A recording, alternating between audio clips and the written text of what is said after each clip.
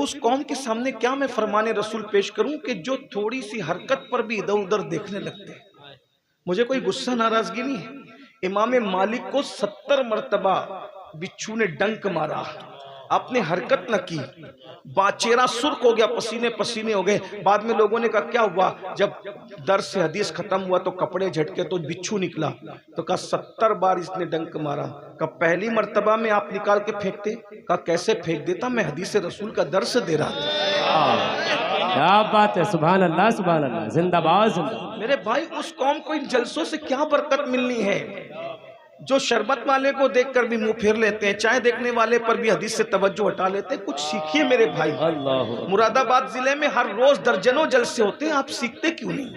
میں کوئی غصے سے شکایت نہیں کر رہا ہوں، لیکن حضور کی حدیث ہے میرے بھائی.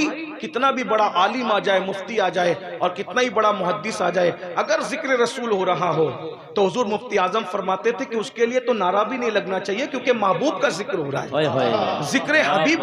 یہ تو ہم نے بہت سی بدعتیں ایجاد کر رکھی ہے، اب اس پہ کنٹرول کرنا مشکل ہو رہا ہے. ورنہ حضور مفتی اعظم، حضور تاج الشریعہ کی کلپ میری نظروں سے، میری سماعتوں سے گزری کہ حضور مفتی اعظم منع کرتے تھے کہ جب نبی کا ذکر ہو رہا ہو ہم کون ہیں، ہمارے لیے کیا نعرہ لگنا. اللہ اکبر. لیکن ہم نے تو پورے دین کی روح کو ختم کر دیا. اقبال نے رونا، ایک ڈاکٹر ہو کے رونا رویا تھا. ہمیں کچھ دینداروں کے سمجھ میں نہیں آتا. اقبال کہتے ہیں کہ تب برقی نہ رہی، شعلہ مقالی نہ رہی، تب برقی نہ رہی، شعلہ مقالی نہ رہی، وائز قوم کی وہ پختہ خیالی نہ رہی، فلسفہ رہ گیا تلقین غزالی نہ رہی، رہ گئی رسم ازا روح بلالی نہ رہی. کیا رہ گیا ہے؟ خدا کے لیے تھوڑا وقت دیا ہے، سن لو. مجھے اپنی ذات کے لیے واللہ کوئی اللہ جانتا ہے، کوئی غصہ نہیں. حدیث رسول کا احترام کرنا سی، اللہ والوں کی باتوں کا احترام. بے شک بے شک. آپ کی محفلوں میں کیا انداز ہے خدا جانے. کوئی اہم نہیں ہے، ذکر مصطفیٰ اہم ہے. بے شک، حق ہے حق ہے، زندہ باد. دنیا میں احترام کے قابل ہے جتنے لوگ، میں سب کو مانتا ہوں مگر مصطفیٰ کے بعد. مصطفیٰ کے بعد حق ہے حق ہے. بے شک بے شک، میں سب کو مانتا ہوں مگر مصطفیٰ کے بعد. 4 سیٹ کیا تمہاری محفل میں آ جاتے ہیں تم اچھلنے کودنے لگتے ہو. اس سیٹ بھی سراکوں پر، غریب بھی سراکوں پر، لیکن ذکر رسول کا کوئی احترام سیکھو. درود شریف پڑھیں. رب صلی وسلم دائما ابدا علی حبیبک خیر الخلق کلہم، صلاۃ و سلام علیک یا سیدی یا رسول اللہ. تو اللہ کے رسول صلی اللہ علیہ وآلہ وسلم فرماتے ہیں عورتیں قریب قیامت کپڑے پہن کر بھی ننگی رہے گی. ہمارے گھروں میں اسلام نہیں. آج ہماری بیٹیاں آدھی آستین کے کپڑے پہن رہی ہیں. علماء سے پوچھو آدھی آستین کے کپڑے کوہنی کے اوپر پہن کر کیا کوئی عورت باہر جا سکتی ہے؟ نامحرم کے سامنے جا سکتی ہے؟ عورت کا تو پورا جسم عورت ہے. دوپٹے اتنے پتلے ہیں کہ بالوں کی سیاہی نظر آ رہی ہے، یعنی بالوں کی رنگت نظر آ رہی. حرام ہے. ان عورتوں پہ اللہ لعنت کرتا ہے جس کے دوپٹوں سے بالوں کی سیاہی نظر آتی ہے، وہ نامحرموں کے سامنے آتی ہے. اور اس میں مرد سوچتے ہیں ہمارا کیا ہے اس میں مولانا، میری بہن گھوم رہی ہے بے پردہ تو میرا کیا ہے، بیوی گھوم رہی تو میرا کیا، ماں گھوم رہی تو میرا کیا. ارے منع کرنا میرے بھائی. الرجال قوامون علی النساء، مردوں کو حاکم بنایا. تو کہا ہم منع نہیں کرتے. کیوں؟ سالن میں نمک زیادہ ہونے پہ نہیں ڈانٹتا. جب اپنے نفس کے لیے ڈانٹ سکتا ہے تو اللہ کے لیے نہیں ڈانٹ سکتا. بڑا بااخلاق بنتا ہے تو گھر میں، تیرے نفس میں پڑے گی تو تجھ سے بڑا خوخار گنڈا کوئی نہیں. اور اگر اللہ رسول کی بات آئے تو بڑے آرٹیفیشل بااخلاق بنتے ہو. ارے اخلاق تو یہ ہے کہ اللہ کے لیے خوش ہونا اور اللہ کے لیے ناراض ہونا، اسی کو اخلاق کہتے ہیں. صرف خوش ہونے کو اخلاق نہیں کہتے. اخلاق نام ہے، اللہ کے لیے راضی ہونا، اللہ کے لیے ناراض ہونا، اس کو اخلاق کہتے ہیں. بے شک بے شک. ورنہ لوگ ناراض ہونے کو اخلاق کے خلاف سمجھتے ہیں. میں نے کہا نہیں، یہ ناراضگی ہو یا رضا ہو، لینا ہو یا دینا ہو، لینا ہو یا روک لینا ہو، جھڑکنا ہو یا پیار کرنا ہو، اگر وہ یار کے لیے ہے وہی اخلاق ہے. من احب للہ وابغض للہ وعطا للہ ومنع للہ فقد استکمل الایمان. جو اللہ کے لیے محبت کرے، اللہ کے لیے ناراض ہو جائے، اللہ کے لیے دے، اللہ کے لیے روک لے، اس کا ایمان مکمل ہو جاتا ہے. بے شک بے شک. ہم کہتے ہیں میں کیا کر سکتا ہوں؟ اگر نہیں کچھ کر سکتے تو اللہ کے رسول علیہ السلام فرماتے ہیں شب معراج میں نے جنت کے دروازے پہ لکھا دیکھا کہ جنت کی خوشبو بھی دیوس پر حرام ہے. जन्नत दय्यूस पे हराम है। साहबा ने पूछा हुजूर ये दय्यूस कौन लोग हैं? फरमाया जिसके घर की औरतें बेपर्दा घूमती है वो मना नहीं करता, वो दय्यूस है। दय्यूस अल्लाह ना उसकी नमाज कबूल करता है ना उसकी दुआ कबूल करता है। यानी सिर्फ अपने दाढ़ी रख लेने से, मजहबी हो जाने से काम नहीं बनता, पूरे घर को संवारना होगा। कुरान कहता है या अय्युहल्लज़ीना आमनू ऊ अनफुसकुम व अहलिकुम नारा, ईमान वालो अपने आप को भी बचाओ, अपने अहल वयाल को भी। माएँ और बहनें अगर बात सुने तो उनसे कहता हूँ पतले कपड़े न पहनो, ये तुम्हें जहन्नम का ईंधन बना दे। कपड़े जो है वो अदाकारा के तर्ज पे न पहनो। पतले कपड़े औरतों को पहनने में कोई फजीलत नहीं। मेरे आका अलैहिस्सलाम ने फरमाया जिस औरत का कपड़ा, मफ़हूम हदीस है, जिस औरत का कपड़ा जितना पतला होगा उसका ईमान उतना कमजोर होगा। अल्लाहु अकबर।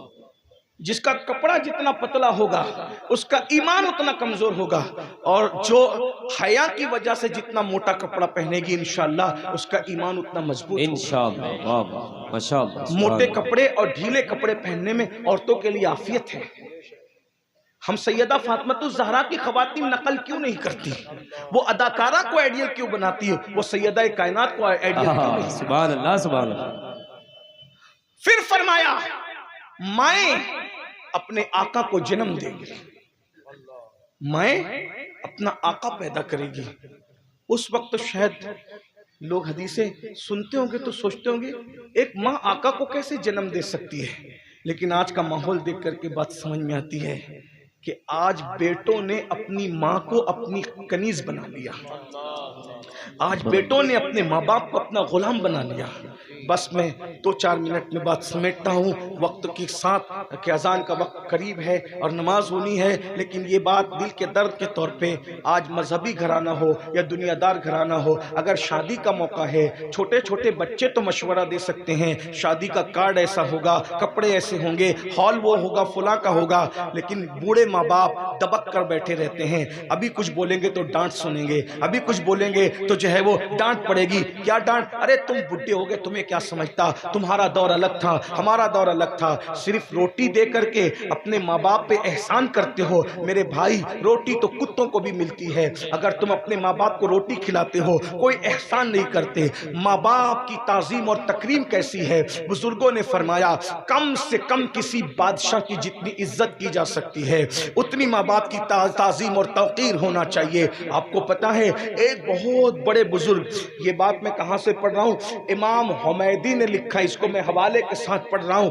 एक बहुत बड़े बुजुर्ग अपने बाप से 50 साल के बाद मिलते हैं, और मिलने के बाद बाप की मोहब्बत में ऐसे मुस्तगरक हो जाते हैं कि अल्लाह अकबर, वो बाप के एहतराम में खड़े नहीं हो पाते। तो निदा आती है तू अपने बाप के लिए एहतराम के लिए खड़े नहीं हुआ, अब जा क़यामत तक तेरी बारगाह में सफ़े अव्वल के मकबूल लोगों को पैदा नहीं करूंगा। सफ़े अव्वल के मकबूल लोगों को पैदा नहीं, जरा गौर तो कीजिएगा, सफ़े अव्वल के मकबूल लोगों को पैदा नहीं किया जाएगा। किस लिए? बाप के एहतराम में इस्तिग़राक़ी कैफियत की वजह से खड़े नहीं हुए। और यहाँ तो बाप खड़ा है, बेटा बैठा हुआ, वो भी बाप के सामने टांग पे टांग डाल के बैठे। जिस मसलक के आला हजरत का नारा लगाते हो, पूरा मसलक पढ़ा का है आपने। उसी इमाम अहले सुन्नत ने लिखा अपने माँ बाप से डायरेक्ट बात करने की इजाजत नहीं, ये फिक्र रजा है। हमने फिक्र रजा के उन गोशों को लिया जो अपनी जात के लिए हल्के होते हैं। मीठा मीठा हाँ बाप, कड़वा कड़वा थू थू। फरमाया अपने माँ बाप से डायरेक्ट बात नहीं कर सकते आप। आदाब ये हैं माँ बाप के, पहले माँ बाप से इजाजत लो, और जब वो इजाजत दे तो इस तरह बात करो जैसे कोई गुलाम अपने आका से बात करता है। 10,000 की नौकरी जिसने दी उसके सामने हाथ जोड़ कर हाथ बांध के खड़े रहते हो? जिसने 9 महीने तक पेट में रखा उसके सामने हाथ बांध के खड़े रहने में शर्म आती है? जो चंद सिक्के तुम्हें दे उसकी हर हाँ में हाँ मिलाते हो, जिसके कदमों के नीचे जन्नत है उसको अपना गुलाम बना रखा है। छोटे छोटे बच्चों को बोलने का इख्तियार है, माँ बाप डरते हैं। आज हर घर की कहानी है, इल्ला माशाअल्लाह चंद घर ऐसे होंगे जहां माँ बाप की चलती है, वरना बूढ़े होने के बाद माँ बाप की कहीं नहीं चलती। بہت معافی کے ساتھ، میں کوئی بدگمانی سے نہیں کہہ رہا ہوں، میں جانتا ہوں یہ مولانا زاہد صاحب نوری موجود ہے یہاں پر، میں ان کے گھر گیا جلدی سے، یہ گواہ ہیں، میں نے کئی جگہ پر یہ واقعہ بیان کیا، ایک بوڑھی خاتون آئی تو مولانا نے کہا کہ یہ ذرا دیکھیں کیا کہہ رہی ہیں سن لیں، تو میں نے کہا کہ میں عورتوں سے نہیں ملتا، تو انہوں نے کہا وہ بوڑھی ہے، تو پھر میں چلا گیا، وہ رونے لگی، بولے میرے بیٹے نے گھر سے نکال دیا، مجھے کھانا نہیں دیتا۔ انہی کے پڑوس کا واقعہ ہے، مولانا صاحب کے پڑوس کا واقعہ ہے۔ کیا ہو رہا ہے؟ ہم 11 دیگے غوث پاک کے نام پہ بنا رہے، ماں باپ تڑپ رہے ہیں کھانے کے لیے، یہ کون سی 11ویں ہے بھائی؟ ہم 11ویں کے مخالف نہیں ہیں، رسول اللہ کے نام پر کیک بن رہے کئی من کے، اور آپ کی ماں نے کبھی کیک دیکھا نہیں۔ اللہ علیہ وسلم نے ہمیں آخرت میں کیا ہوگا، دنیا میں کیا ہوگا، ساری چیزیں بہت واضح طور پر کھول کر بیان کر دی ہیں۔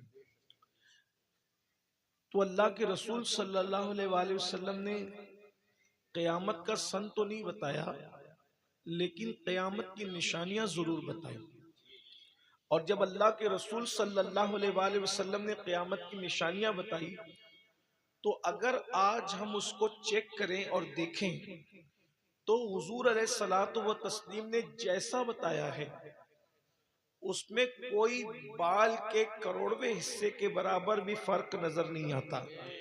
جیسا حضور علیہ الصلوۃ والتسلیم نے فرمایا، اللہ کے رسول صلی اللہ علیہ وسلم کا ارشاد ہے کہ جب قیامت قریب آئے گی تو تم دیکھو گے جیسے کالی رات میں بادل چھا جاتے ہیں اور زور کی سناٹے دار بارش ہوتی ہے، اس طریقے سے سراٹے والی بارش ہوتی ہے، یعنی کہ بہت تیز بارش ہوتی ہے۔ اللہ کے رسول صلی اللہ علیہ وسلم کے فرمان کا مفہوم ہے ایسے ہی میری امت پر فتنوں کا ظہور ہوگا، جیسے بارش کے قطرے برستے ہیں ویسے میری امت فتنے دیکھے گی، یعنی ہر صبح ایک نیا فتنہ ہوگا، ہر شام ایک نیا فتنہ ہوگا، اور لوگوں کے لیے ایمان بچانا مشکل ہو جائے گا۔ یہاں تک فرمایا کہ ہاتھوں پر انگارہ رکھنے کے برابر ہوگا ایمان کو بچانا۔ بہت سے لوگ صبح کو مومن ہوں گے، ایمان والے ہوں گے، شام ہوتے ہوتے ان کا ایمان ختم ہو جائے گا۔ بہت سارے لوگ شام کو مومن ہوں گے، صبح ہوتے ہوتے ان کا ایمان ختم ہو جائے گا، اور بہت سارے لوگ صبح کو مومن ہوں گے،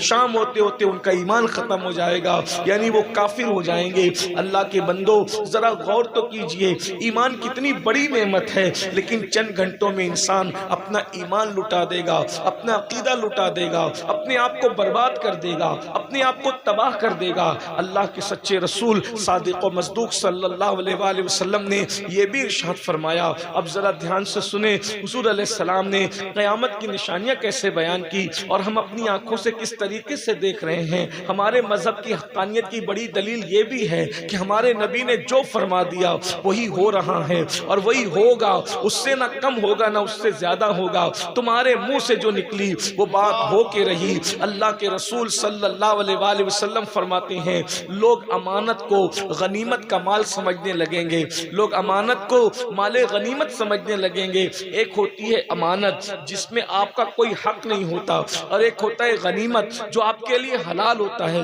غنیمت کا مال کس کو کہتے ہیں؟ جب دو فریق لڑتے ہیں تو جو فریق ہار کر کے چھوڑ کر کے بھاگ جاتا ہے اس کا بچا کچا مال غنیمت ہوتا ہے، جو لڑنے والوں میں تقسیم ہوتا ہے وہ ان کے لیے حلال ہوتا ہے، اور وہ اس کو بے دریغ استعمال کر سکتے ہیں، اس میں کوئی شک شبے کی گنجائش نہیں ہوتی۔ اللہ کے رسول فرماتے ہیں مگر امانت کو لوگ مال غنیمت سمجھیں گے۔ آپ دیکھیے امانت کتنے لوگ ہیں، کتنے لوگ امین ہیں اس دور میں، یعنی کتنے لوگ جو ہے وہ اللہ اکبر امانت کا لحاظ کرتے ہیں۔ آج مسلمانوں کے پاس امانت رکھ کے دیکھیے، بات امانت رکھ کے دیکھیے، وعدہ امانت رکھ کے دیکھیے، مال امانت رکھ کے دیکھیے، داڑیاں تو بڑی بڑی ہے، ٹوپیاں تو خوبصورت ہے، ہر سال حج بھی ہو رہا ہے، ہر سال عمرے بھی ہو رہے ہیں، اللہ اکبر 11ویں کی نیازیں بھی ہو رہی ہے، ہر مہینہ چھٹی اجمیر شریف حاضری بھی ہو رہی ہے، کلیئر شریف بھی حاضری ہو رہی ہے، سب کچھ ہو رہا ہے، لیکن کیا ہے؟ امانت کا لحاظ ہے۔ جبکہ اللہ کے رسول صلی اللہ علیہ وآلہ وسلم نے منافق کی جو نشانی بیان کی ہے، اپنے آپ میں چیک کیجئے حدیث کی روشنی میں۔ میرے بھائیوں، کہیں ہم مسلمان کے نام پر منافق تو نہیں ہو گئے؟ اللہ کے رسول علیہ السلام فرماتے ہیں منافق کی 3 نشانیاں ہیں۔ جب منہ کھولتا ہے تو جھوٹ بولتا ہے۔ منافق کی پہلی نشانی، جب بھی بولے گا جھوٹ بولے گا، وعدہ کرے گا وفا نہیں کرے گا، امانت رکھی جائے گی اس میں خیانت کرے گا۔ ذرا چیک کیجئے کہ یہ تینوں نشانیاں ہمارے اندر نہیں ہیں۔ اللہ کے بندوں ذرا غور تو کیجئے۔ آج تو جھوٹ بولنے کو لوگ گناہ سمجھتے بھی نہیں ہیں، بلکہ میں تو روزانہ دیکھتا ہوں مذہبی طبقے کو جھوٹ بولتے دیکھ رہا ہوں، اور اتنا آسانی کے ساتھ، جیسے ہم اسٹیج پر جا رہے ہیں، صدر کا فون آ رہا ہے، ارے جلدی آؤ یار، کہاں ہو؟ تو بیٹھے ہوئے میرے ساتھ بیٹھے ہیں، کہتے ہیں نکل چکے ہم لوگ، رستے میں ہیں۔ آپ مجھے بتائیں، مجھے حیرت ہوتی ہے، آخر وہ صدر آپ نے اگر اس نے چلا کر کے بلایا، اگر آپ کہہ دیں کہ ہم گھر میں بیٹھے ابھی نکل نہیں پائے ہیں، تو کیا وہ گردن اڑا دے گا؟ اللہ کے بندو، جتنی اہمیت ہم صدر کو دے رہے ہیں، کیا اتنی اہمیت ہم اللہ کے فرمان کو نہیں دے سکتے؟ ہم کیسے مسلمان ہیں؟ ارے دوست تو پکارتا ہے، چلاتا ہے، ارے یار تو نے وعدہ کیا تھا، تو کہاں ہے؟ جلدی سے آ۔ وہ کہتا ہے بس بھائی نکل گیا، 2 منٹ میں پہنچ رہا ہوں، حالانکہ بیٹھا ہوا گھر پہ ہے۔ میں آپ سے اتنا کہنا چاہتا ہوں، مخلوق زیادہ سے زیادہ ناراض ہوگی تو کیا کرے گی؟ کیا کرے گی؟ رشتہ توڑ دے گی۔ ارے کسی کے رشتہ ٹوٹنے سے اپنا بگڑنا کیا ہے؟ ہزاروں لوگ رشتے توڑ چکے، اور میں تو یہ کہتا ہوں، نفرتیں ڈالنے کے لیے نہیں، حقیقت بیان کرنے کے لیے کہتا ہوں، رشتے توڑتے وہ ہیں جن سے رشتے ہوتے ہیں۔ آج رشتے رہ کہاں گئے ہیں؟ اللہ اکبر۔ جی حضرت، بے شک بے شک۔ آج رشتے رہ کہاں گئے ہیں؟ ارے باپ بیٹے کا رشتہ کدھر ہے؟ ماں بیٹے کا رشتہ کدھر ہے؟ بھائی بھائی کا رشتہ کدھر ہے؟ لیکن پھر بھی چلے اگر رشتے بھی ہوں تو زیادہ سے زیادہ کوئی رشتہ توڑے گا، دوستی توڑے گا، کوئی گالی دے گا، کوئی مارے گا، پیٹے گا، نوکری سے نکال دے گا، اس سے زیادہ تو کوئی کچھ نہیں کر سکتا نا میرے بھائی۔ لیکن جب اللہ ناراض ہوگا تو اللہ تبارک و تعالی ارشاد فرماتا ہے، جب میں کسی سے ناراض ہوتا ہوں، جلدی وہ ناراض ہوتا نہیں، وہ بہت موقع دیتا ہے، وہ بہت وقت دیتا ہے۔ میرے عزیز، اللہ بندے سے جتنا پیار کرتا ہے کوئی کسی سے پیار نہیں کرتا۔ صوفیہ کہتے ہیں اللہ 70 ماؤں سے زیادہ پیار کرتا ہے، بعض صوفیہ کہتے ہیں وہ کروڑوں ماؤں سے زیادہ پیار کرتا ہے۔ میں تو کہتا ہوں جیسے اس کے کسی فعل کی کوئی حد نہیں ہے، اس کی محبتوں کی بھی کوئی حد نہیں ہے۔ وہ حد کہاں سے لائیں؟ رب کی ہر چیز لامحدود ہے، اس کا علم لامحدود ہے، اس کی رحمتیں لامحدود ہے، اس کا کرم لامحدود ہے، اس کی عنایتیں لامحدود ہے۔ ارے اس سے بڑھ کر کے اس کی عنایتوں کی اللہ اکبر لامحدودیت کیا ہوگی کہ اگر ہم باپ کی نافرمانی کرے تو باپ کہتا ہے میں تیری روٹی پانی بند کر دوں گا، تیرا کھانا پانی بند کر دوں گا، لیکن جب سے ہوش سنبھالا آج تک روزانہ اللہ کی نافرمانی کر رہے ہیں۔ اللہ نے کبھی روزی بند کی؟ اللہ نے کبھی رزق بند کیا؟ ارے باپ کہتا ہے روزی بند کرنے کے لیے، مگر رزاق نے تو کبھی بند نہیں کی۔ ہم جھوٹ بولتے رہے، روزی دیتا رہا، نماز نہ پڑھتے رہے، روزی دیتا رہا، اس کی نافرمانی کرتے رہے، روزی دیتا رہا، شراب کے اڈوں کو آباد کرتے رہے، روزی دیتا رہا۔ میرے بھائیوں ذرا غور تو کیجئے، اللہ کے بندوں ذرا غور تو کیجئے، اللہ ہم سے کتنی محبت کرتا ہے، لیکن محبت کے صلے میں وہ کچھ نہیں مانگتا، وہ کوئی صلہ نہیں مانگتا، وہ بے نیاز ہے، وہ تو بس یہ کہتا ہے میری فرما برداری کرو، وہ بھی تمہارے فائدے کے لیے۔ اتنا عرض کرنا چاہ رہا تھا، اگر کوئی ناراض ہوگا تو کیا کرے گا؟ اللہ پہلے تو جلدی ناراض نہیں ہوتا، لیکن جب وہ ناراض، کیونکہ وہ صبور ہے، صبور ہے، وہ صبور، اس کے یہاں جلد بازی نہیں ہے۔ جی جی جی، بے شک بے شک۔ اس کے یہاں بہت موقع دیا جاتا ہے، بے شک۔ وہ جلدی سے کسی کو ذلیل بھی نہیں کرتا، وہ جلدی سے کسی گناہ پر پکڑ بھی نہیں کرتا، اللہ اکبر، بلکہ وہ جلدی سے کسی کی جو ہے وہ اللہ اکبر پردہ، وہ اس کو پردوں کو اٹھاتا بھی نہیں ہے۔ اللہ رب العزت پردہ پوشی کرتا ہے، پردہ دری نہیں کرتا۔ ایک شخص سیدنا فاروق اعظم کے دور میں چوری کرتے پکڑایا، چوری کرتے ہوئے پکڑایا، فاروق اعظم نے کہا اس کے ہاتھ کاٹو، ہاتھ کاٹو اس ظالم کے۔ اس نے بڑے ہاتھ جوڑے، میرے چھوٹے چھوٹے بچے ہیں کہ مجھے میرے ہاتھ نہ کاٹو۔ پہلی بار چوری کیا میں پکڑا گیا، فاروق اعظم سے اس نے کہا پہلی بار چوری کیا پکڑا گیا؟ فاروق اعظم نے اپنی ران پہ ہاتھ مار کے کہا اللہ کی قسم تو نے پہلی بار چوری نہیں کی۔ فاروق اعظم کہہ رہے اللہ کی قسم تو نے پہلی بار چوری نہیں کی، تو چوری کا عادی ہے اس لیے تو پکڑایا۔ اس نے کہا نہیں میں نے پہلی بار چوری کی۔ فاروق اعظم نے اللہ کی قسم اٹھا کے بات کہی، لوگوں نے ہاتھ کاٹ دیا۔ جب تحقیق کی گئی تو پتا چلا وہ پہلی چوری نہیں تھی، وہ چوری کا عادی تھا۔ لوگوں نے فاروق اعظم سے پوچھا امیر المومنین اتنے یقین سے آپ نے کیسے کہا کہ تو نے پہلی بار چوری نہیں کی؟ فاروق اعظم کہتے ہیں ارے پہلی بار جرم کرو تو اللہ ظاہر کہاں کرتا، وہ تو پردے ڈالتا۔ کیا بات ہے حضرت، ماشاءاللہ ماشاءاللہ۔ پہلی بار گناہ کرنے والا کبھی پکڑاتا ہی نہیں ہے۔ جب انسان گناہ کرنے کا عادی ہو جاتا ہے تب اللہ تبارک و تعالیٰ اس کو ذلیل کرتا ہے، ورنہ اللہ کتنے موقع عطا فرماتا ہے۔ اللہ رب العزت صبور ہے، اس کی محبتوں کو لوگوں نے سمجھا ہی نہیں ہے۔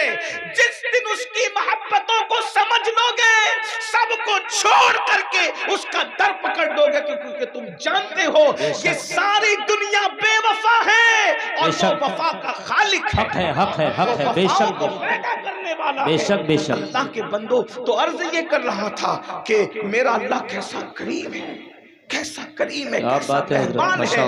وہ روزی روٹی جلدی سے بند نہیں کرتا، لیکن بندہ ہے کہ اس کا خیال ہی نہیں۔ تو زیادہ سے زیادہ انسان ناراض ہوگا کیا کر لے گا؟ رشتہ توڑ دے گا۔ اور کسی کے رشتے ٹوٹنے سے جاتا کیا ہے؟ اگر کوئی توڑ لے تو توڑ لے۔ ویسے بھی رشتے آج کل لوگ نبھاتا کون ہے؟ اللہ اکبر اللہ۔ آج کے رشتے تو چائے پر ہیں، کھانے پر ہے، پیسوں پر ہے، دولت پر ہے، حسن پر ہے۔ ورنہ اگر رشتے لوگ نبھاتے تو ماں باپ مسجد مندروں کی چوکھٹ پہ بیٹھ کر کے بھیک کیوں مانگتے؟ اللہ اکبر، کیا بات ہے حضرت، بے شک بے شک۔ اگر رشتے ہی نبھاتے تو 3 بچوں کی پیدائش کے بعد لوگ اپنی بیویوں کو سالن میں نمک زیادہ ہونے پہ طلاق کیوں دیتے؟ رشتوں کا لحاظ کسے ہے؟ میں تو اس قوم کو رشتوں کے بارے میں کیا معتبر جانوں جو اپنے رب سے کیا ہوا رشتہ نہیں نبھاتے۔ سارے رشتوں میں سب سے پرانا رشتہ ہے، قدیم رشتہ ہے بندے اور خدا کا۔ اس دن یہ رشتہ جوڑا گیا، الستُ بربکم، بے شک بے شک۔ بلکہ اس وقت تو جوڑا بھی نہیں گیا، اس وقت تو اظہار رشتہ کیا گیا۔ وہ جوڑا کب سے ہے؟ وہ تو ازلی اور ابدی ہے، وہاں تو آغاز اور انجام ہی نہیں ہے، ابتدا اور انتہا ہی نہیں ہے۔ ہر ابتدا سے پہلے ہر انتہا کے بعد وہاں معاملہ ہے۔ اللہ اکبر۔ تو یاد رکھیے، مگر یہ بات کہہ دوں میرے بھائیوں، کوئی ناراض ہوگا تو زیادہ سے زیادہ کیا کر لے گا، لیکن اللہ فرماتا ہے جب میں کسی سے ناراض ہوتا ہوں تو پہلے اس پہ لعنت کرتا ہوں۔ اللہ اکبر۔ یہ اللہ کی ناراضگی ہے، اللہ کی ناراضگی سے بچو۔ آج کہتے ہو ہم بہت پریشان ہیں، وہ کہتے ہیں کسی نے کچھ کر دیا۔ ہمارے بھائی سلیم میاں تھوڑا دعا تعویذ کرتے ہیں، میں دعا تعویذ کا مخالف نہیں، میاں ناراض نہیں ہوں گے کیونکہ وہ مجھے جانتے ہیں، لیکن اتنا ضرور کہتا ہوں کسی نے کچھ کر دیا۔ میں نے کہا کسی نے کچھ نہیں کیا، وہ جن کو کیا وہ بہت کم لوگ ہیں، لیکن تمہیں کیا جو ہے وہ اللہ نے کیا ہے۔ اور جس کو بندہ کرتا ہے اس کا علاج سلیم میاں کے پاس ہے، جس کو بندہ کرتا ہے اس کا علاج یہ مولانا بزرگوں کے پاس ہے، لیکن جس پہ اللہ لعنت کرے اس کا علاج کسی ولی کے پاس نہیں ہے۔ بے شک ولی کی بات کر رہا ہوں، میں سنی ہوں، پشتینی سنی ہوں، کنورٹ ہونے والا سنی نہیں، میں پشتینی سنی ہوں الحمدللہ۔ اور مجھے اس پر اللہ کی بارگاہ میں شکر ہے کہ میں 41 پشتوں کا سنی ہوں۔ سبحان اللہ سبحان اللہ، احسان ہی، لیکن اتنا ضرور اگر اللہ لعنت کرے اس لعنت کو کوئی دور نہیں کر سکتا۔ تو اللہ فرماتا ہے جس سے ناراض ہوتا ہوں اس پہ لعنت کرتا ہوں، اور جس کو لعنت کرتا ہوں پھر اس کو برباد کر دیتا ہوں۔ اللہ اکبر اللہ۔ جس کو برباد کرنے کا فیصلہ قدرت کرے اس کو کون آباد کرے گا میرے عزیز؟ اس کو کون آباد کرے گا؟ تو میں یہ عرض کر رہا تھا ہم نے مخلوق کی خوشی کے لیے خالق کو ہمیشہ ناراض کیا۔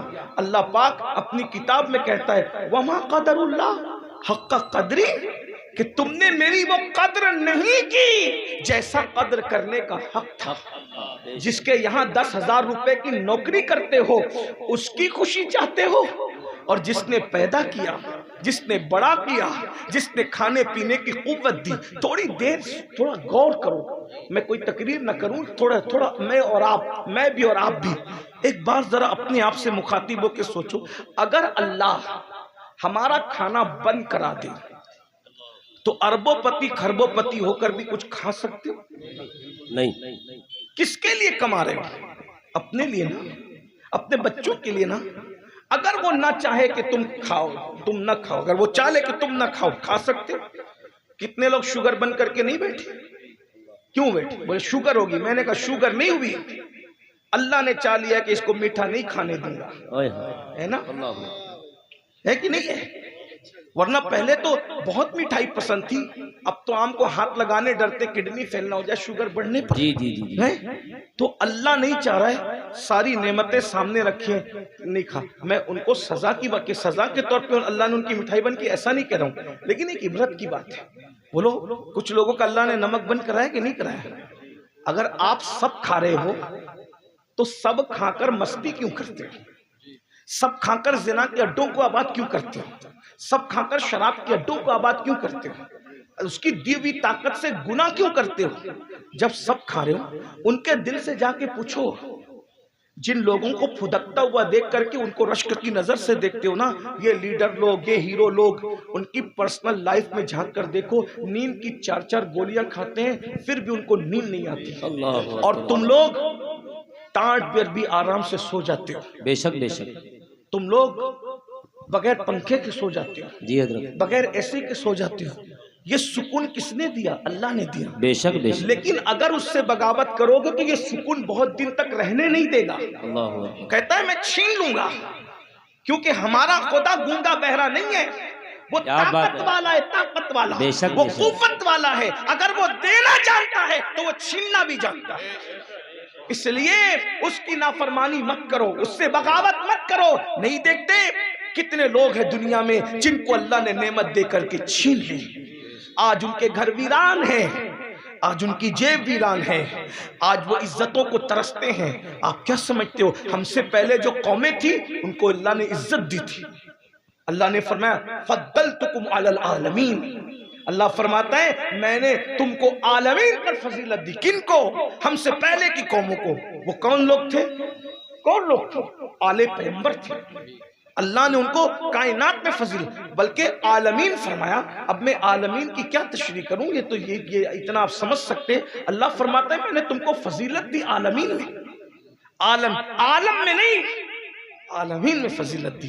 لیکن جن کو عالمین میں فضیلت دی، تھوڑا دل کے کان سے سننا، یہ کوئی تقریر وقریر نہیں، سچی بات کہوں، یہ صرف دل کا حال ہے، ٹوٹے ہوئے دل کا حال۔ اللہ کرے کسی کے دل میں اترے۔ میں آپ سے کہتا ہوں انبیاء کی اولاد، پہلی چیز انبیاء کی اولاد، دوسرا فضلتکم علی العالمین، عالمین میں نے تمہیں فضیلت دی، عالمین پر فضیلت دی، ہے نا؟ لیکن جب انہوں نے اللہ کی نافرمانی کی، اللہ نے کہا عبادت کرو، نہیں کیا، انبیاء کی تصدیق کرو، نہیں کیا، وہ یہی سب کچھ کرتے رہے جو آج ہم کر رہے ہیں۔ تو اللہ نے کیا کیا؟ جن کو فضیلت دی تھی عالمین پر، ان کو سور بنا دیا، ان کو بندر بنا دیا۔ قرآن اٹھا کے دیکھیں، جس قرآن کے اندر یہ بات لکھی ہوئی ہے کہ ہم نے تمہیں عالمین پر، آج وہ ذلیل ہو گیا۔ پھر قرآن ان کے بارے میں کیا کہتا ہے؟ علیہم الذلہ والمسکنہ، اور ہم نے ان پر پھر ذلت مسلط کر دی اور غربت مسلط کر دی۔ پتہ چلا غربت اور ذلت کب آتی ہے؟ جب اللہ رسول سے بغاوت کرو تب آتی ہے۔ ورنہ مسلمانوں آپ کیا سمجھتے ہو یہ جو آپ غریب ہو رہے ہو، مفلس ہو رہے ہو، ذلیل ہو رہے ہو، یہ کسی کی سازش ہے؟ ہم تو ساری سازشیں کسی نہ کسی کے سر ڈالتے ہیں۔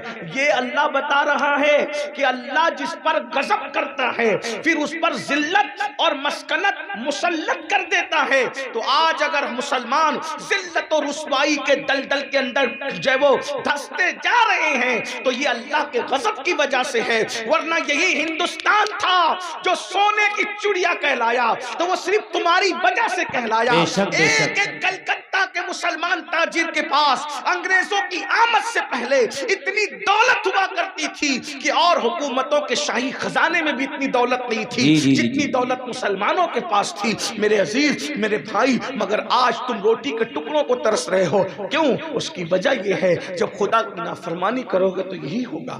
تو جلدی جلدی سے چلتے ہیں. آقا نے کیا ارشاد فرمایا؟ لوگ امانت کو غنیمت سمجھیں، امانت میں خیانت مت کرو. اب امانت کی مختلف شکلیں ہیں. جیسے اگر کسی نے کہہ دیا یار یہ میں راز کی بات اس سے کرو، یہ امانت ہے، پھر مر جاؤ مگر وہ کسی سے مت کہو، کیونکہ بزرگوں نے فرمایا مومنوں کے سینے رازوں کے قبرستان ہوتے ہیں. جیسے قبرستان میں ایک مرتبہ مردہ دفن ہو گیا اس کو کوئی نکال نہیں سکتا، ویسے مومن کے سینے میں راز گیا بات ختم. یہاں تو کوئی رازدار ملتا ہی نہیں. جس کو راز کی بات کہہ دو، جس کو وہ اور کسی رازدار سے شیئر کر دیتا ہے. یہ حال ہے. یعنی عورتیں پہلے رازدار نہ تھی، اب تو مرد بھی رازدار، مردوں میں بھی رازدار ختم ہو گئے، کیونکہ یہ امانت میں خیانت کرنے والی قوم ہے اور اللہ نے ان پر غربت اور ذلت مسلط کی. پھر اللہ کے رسول علیہ السلام فرماتے ہیں قیامت کے قریب تم دیکھو گے کہ عورتیں کپڑے پہن کر بھی ننگی رہے گی. اللہ کے رسول علیہ السلام کا فرمان ہے عورتیں کپڑے پہن کر بھی یعنی اتنے پتلے اور باریک لباس ہوں گے ان کے کہ کپڑے پہننے کا مقصد پورا نہیں ہوگا. آپ دیکھیے ہم کس دینداری کی بات کرتے ہیں. ہم کہتے ہیں مسلمانوں پر ظلم ہو رہا ہے. میں ایک بات کہوں، علماء بیٹھے غلطی کروں گا تو اصلاح کر دیں گے. جو سچا مسلمان بن جائے نا کبھی اس پہ ظلم ہو ہی نہیں سکتا. جی جی جی بے شک بے شک، زندہ باد زندہ باد. مسلمان بن کر تو دیکھو، تمہارے پیر میں کانٹا چبھے گا نا رب کی رحمتیں اترتی بھی نظر آئے گی. بے شک بے شک. مسلمان بن کر تو دیکھو، اگر جنابت میں مر جاؤ گے تو فرشتے تمہیں غسل دینے آئیں گے. بے شک بے شک، زندہ باد زندہ باد. ماشاء اللہ. نئی بات نہیں کہہ رہا ہوں، کیا ہوا ہے ایسا. جی حضرت. ایسا ہوا ہے. اللہ اکبر. کوئی مومن بن کے تو دیکھے، ان سے وفا کر کے تو دیکھے. اگر مومن کو اللہ اکبر کوئی مار ڈالے یہ سوچ کر. ایک عورت نے ایک صحابی کے لیے منت مانی تھی کہ میں اس کی کھوپڑی میں شراب پیوں گی. وہ صحابی شہید ہو گئے، لیکن جب شہید ہوئے تو وہ عورت نے اپنا منصوبہ پورا کرنے کے لیے سوچا. اتنی بارش ہوئی کہ ان کی لاش کو بارش بہا لے گئی اور اس عورت کے ہاتھ وہ شہادت کے بعد بھی نہ لگے.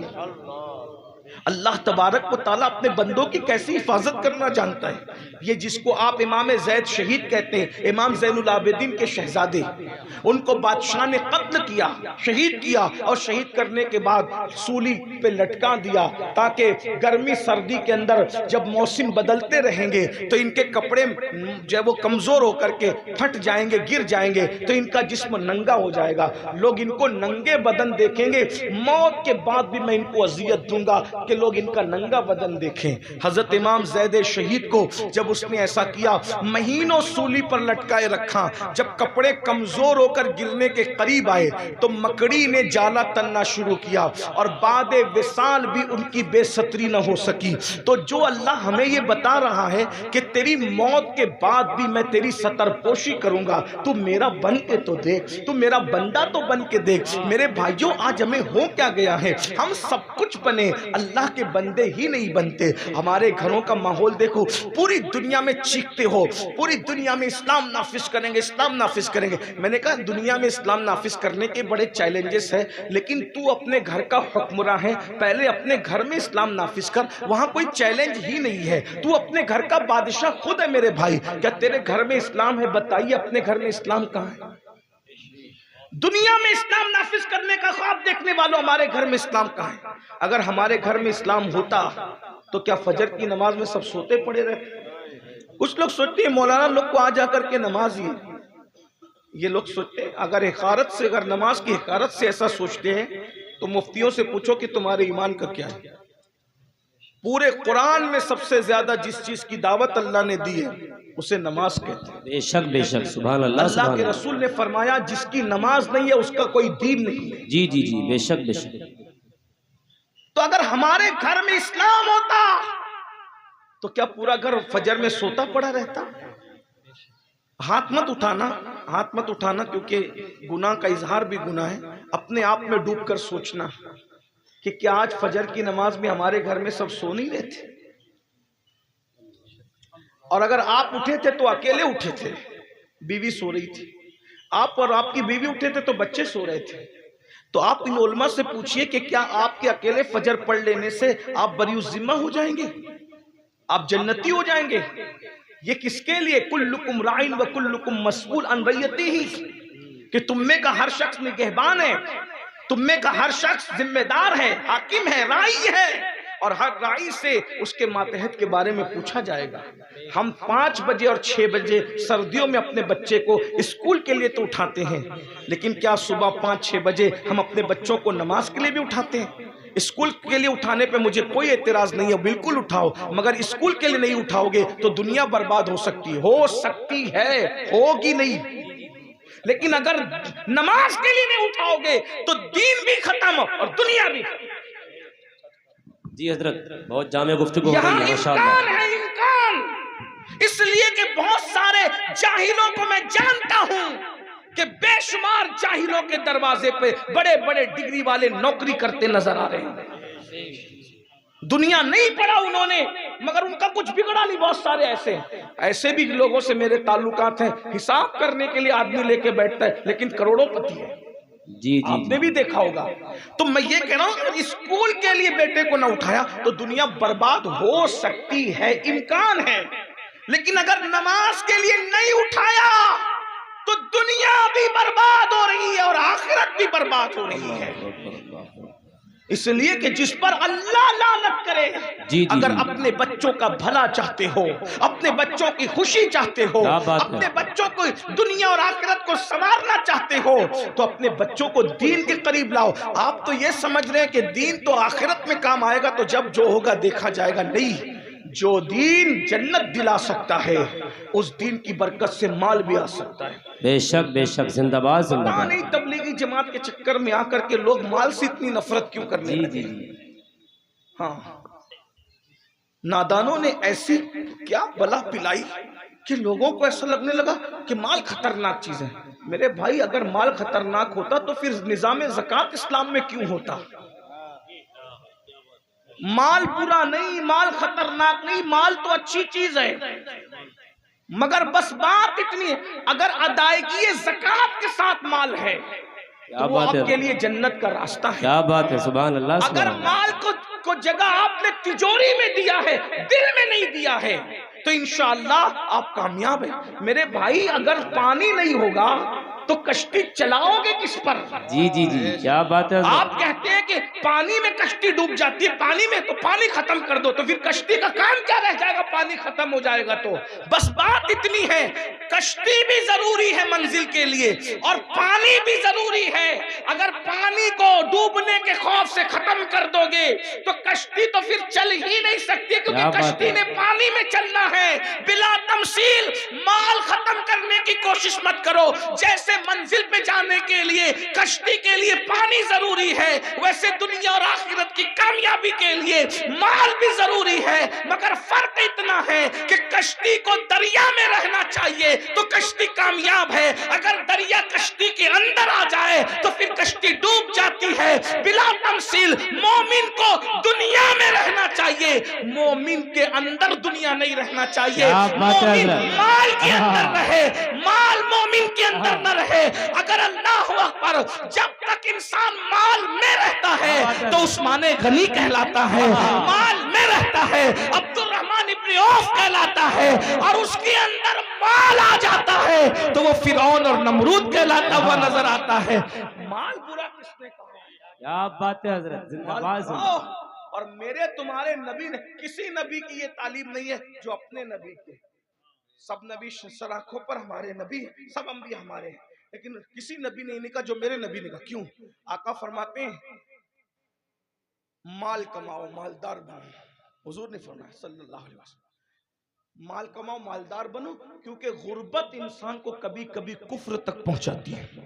اللہ اکبر اللہ اکبر. جی حضرت حق بیانی ہو رہی ہے ماشاءاللہ. آپ تو یہ سوچ رہے کہ ہمیں غریب رہنا کیونکہ اسلام غریبوں کا مذہب. میں نے کہا رسول اعظم سے لے کے امام اعظم تک، امام اعظم سے لے کے غوث اعظم تک مجھے تو کوئی غریب نہیں ملتا. کیا بات ہے حضرت. یہ کون سا غریبوں کا مذہب ہے؟ امام حسین 25 حج کرتے ہیں، غریب کرے گا 25 حج؟ امام اعظم 55 حج کرتے ہیں، غریب کرے گا 55 حج؟ سبحان اللہ. حضرت سیدہ نفیسہ مصری امام جعفر صادق کی بہو ہے، وہ عورت ہو کر 30 حج کرتی ہے، غریب کرے گا 30 حج؟ سبحان اللہ سبحان اللہ. آپ مجھے بتائیں تو صحیح نا، یہ کیا فکر ہے؟ بس اتنا ہے کہ مال کو دل میں جگہ مت دو. بلکہ مجھے ایک بات یاد آئی، تاریخ کے اگر اوراق کو پلٹوں، ایک بادشاہ تھا، کہاں کا تھا کیا تھا مجھے بہت معلومات نہیں ہے. ایک بادشاہ تھا، اس کا نام محمود غزنوی تھا. ایک ملک پہ حملہ کیا اس نے 7 مرتبہ، لوگ 17 بار بھی کہتے ہیں لیکن مبالغہ کرتے 7 بار حملہ کیا، اور کچھ کم زیادہ ہو سکتا ہے. کس ملک پہ کیا یہ بھی میری زیادہ معلومات نہیں کیونکہ بہت پڑھا لکھا نہیں. بار بار حملہ کیا، بار بار کیا حملہ. وہاں کے لوگ اتنے بہادر تھے کہ تلوار کی زور پہ اس کو بھگا دیا، وہ چلا گیا بیچارہ. اچھی نیت سے آیا تھا اس ملک پہ، چلا گیا. پھر اس کے بعد وہ حملہ کرنے کا ارادہ ترک کر دیا. دھیان سے سننا. تو وہ اپنے مرشد کے پاس پہنچا، اس کے مرشد کا نام تھا شیخ ابو الحسن خرقانی. اس نے کہا او محمود، وہ فلاں ملک پہ جس کا نام پتہ نہیں چل پا رہا ہے، تو ظاہر سی بات ہے تحقیق کرو گے تو معلوم ہوگا، کیونکہ آپ کو یہ مدرسہ جو جمال مصطفیٰ کے لوگ ہیں ان کو تھوڑی سی غلطی ہو گئی کہ یہ مقرر کو بلانے کی بجائے شاید انہوں نے غلط پروپیگنڈا سن کے کسی فقیر کو بلا لیا. تقریر کرنا فقیروں کا تو کام ہی نہیں ہوتا. مقرر کو بلاتے تو وہ پورا پیش کرتا کہ ملک کو کون ہے کیا ہے، لیکن بہرحال اب معلومات کم ہے تو اپنی اٹکل سے کیا کہیں. لیکن اگر معلومات بھی ہونا تو حضرت یوسف علیہ السلام کو کہا جاتا ہے کہ اپنا خواب سوتیلے بھائیوں سے نہ بیان کرنا. تو بہت ساری چیزیں ایسی ہوتی ہیں جو سوتیلے بھائیوں سے نہیں کہی جاتی، اور مائک پہ کہی ہوئی چیز سگے بھائیوں سے بھی سوتیلے بھائیوں تک پہنچتی ہے.